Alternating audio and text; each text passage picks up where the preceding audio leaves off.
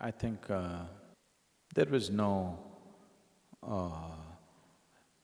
some grand expression of love or this and that.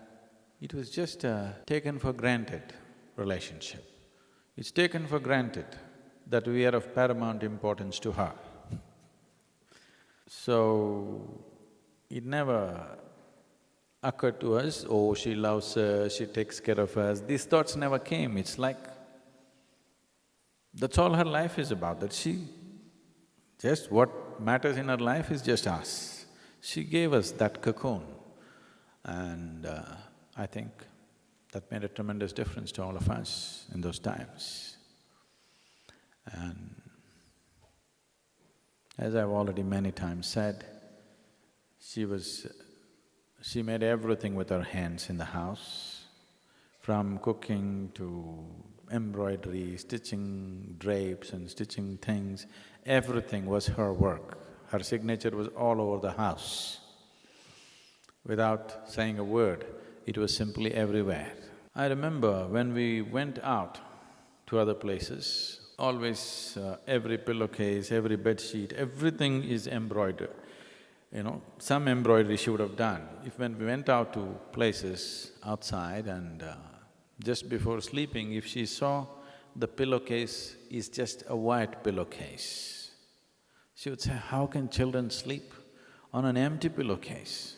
And within 5 minutes, she would put a small parrot. I remember those green parrots so well, because looking at the damn parrot, I would just fall asleep.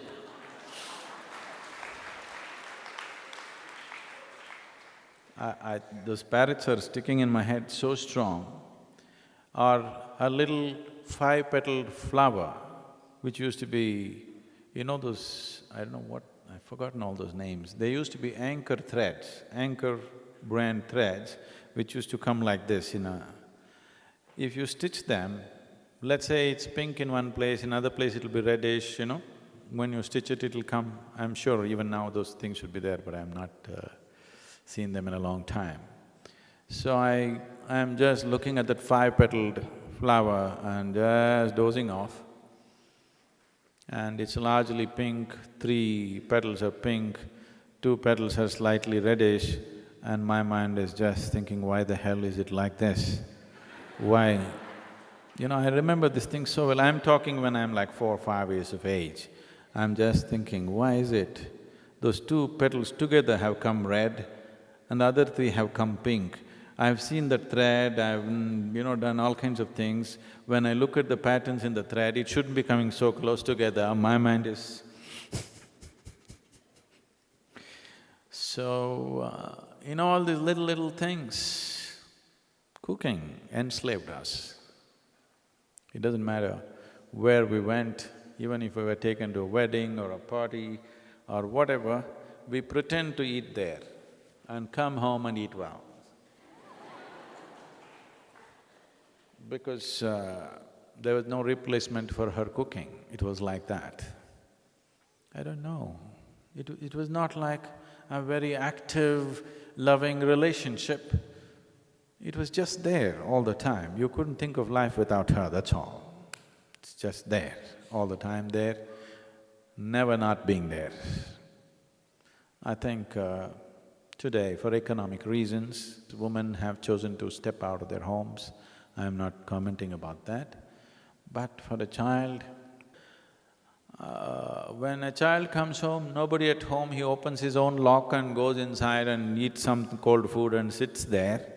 This is the fate of most of the Western children, and unfortunately this is becoming the fate of most of the Indian urban children.